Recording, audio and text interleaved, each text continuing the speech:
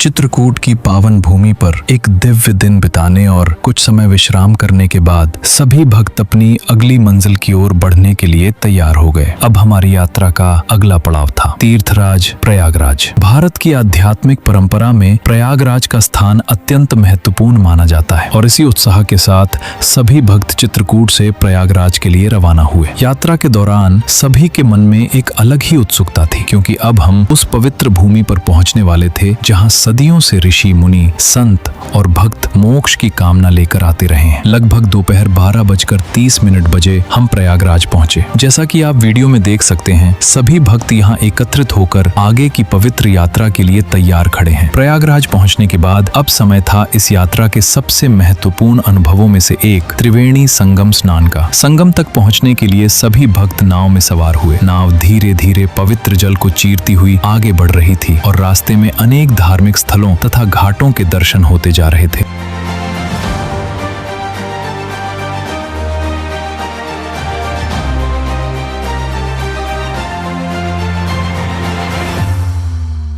चारों ओर श्रद्धा का वातावरण था और संगम की ओर बढ़ते हुए प्रत्येक भक्त के मन में एक अलग ही आनंद और शांति का अनुभव हो रहा था। कुछ ही समय बाद हम उस पवित्र स्थान पर पहुंचे जहां गंगा, यमुना और अदृश्य सरस्वती का संगम होता है। यही वह त्रिवेणी संगम है जिसे भारत के सबसे पवित्र तीर्थों में गिना जाता है। शास्त्रों में कहा गया है कि यहाँ स्नान करने से मनुष्य के अनेक जन्मों के पाप नष्ट हो जाते हैं और उसे आध्यात्मिक शुद्धि प्राप्त होती है। जैसा कि आप वीडियो में देख सकते हैं, सभी भक्तों ने श्रद्धा और भक्ति के साथ त्रिवेणी संगम में स्नान किया। यह क्षण केवल एक धार्मिक क्रिया नहीं था, बल्कि आत्मिक शांति और ईश्वर के प्रति समर्पण का अनुभव था। त्रिवेणी स्नान के बाद सभी भक्त प्रयागराज के एक और अत्यंत प्रसिद्ध और रहस्यमय स्थल अक्षयवट के दर्शन के लिए रवाना हुए।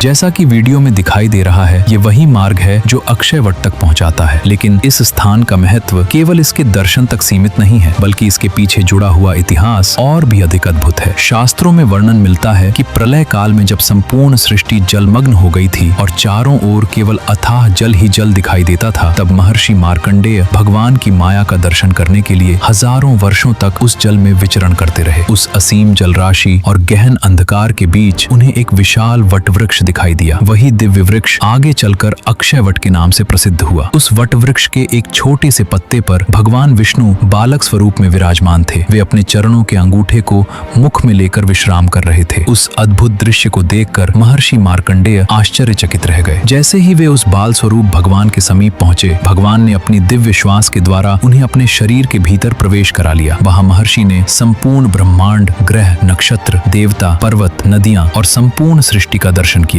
यह प्रसंग इस बात का प्रतीक है कि प्रलय के समय भी अक्षयवट का नाश नहीं होता और संपूर्ण सृष्टि का आधार केवल भगवान ही है। इसी प्रसंग का स्मरण करते हुए एक अत्यंत प्रसिद्ध संस्कृत श्लोक कहा जाता है। पदारविंदेन पदारविंदम मुखारविंदे विनिवेशयन्तम् वटस्य पत्रस्य पुटे शयानं बालं मुकुन्दं मनसा स्मरामि। अर्थात मैं अपने मन में उस बाल मुकुंद का स्मरण करता हूँ जो वटवृक्ष के पत्ते पर शयन कर रहे हैं और अपने कमल समान चरणों के अंगूठे को अपने कमल समान मुख में धारण किए हुए हैं। अक्षयवट के दर्शन करने के बाद हम नीचे स्थित उस पवित्र स्थान पर भी गए जहाँ भगवान की दिव्य प्रतिमाओं के दर्शन हुए। जैसा कि आप वीडियो में देख सकते हैं, वहाँ का वातावरण अत्यंत शांत और भक्तिमय था। इसके पश्चात हमने एक और प्राचीन एवं पवित्र मंदिर के दर्शन किए। मंदिर में दर्शन करने के बाद सभी भक्तों ने भगवान का स्मरण किया और इसी के साथ हमारी प्रयागराज यात्रा पूर्ण हुई। लेकिन दोस्तों, हमारी ये दिव्य यात्रा अभी समाप्त नहीं हुई है। आगे हमारी यात्रा हमें लेकर जाएगी एक ऐसे पवित्र स्थान की ओर जिसका संबंध सीधे भगवान श्री राम के जीवन से जुड़ा हुआ है, जहां इतिहास, भक्ति और अध्यात्म का अद्भुत संगम देखने को मिलेगा। तो जुड़े रहिए हमारे साथ इस आध्यात्मिक यात्रा के अगले भाग में और अंत में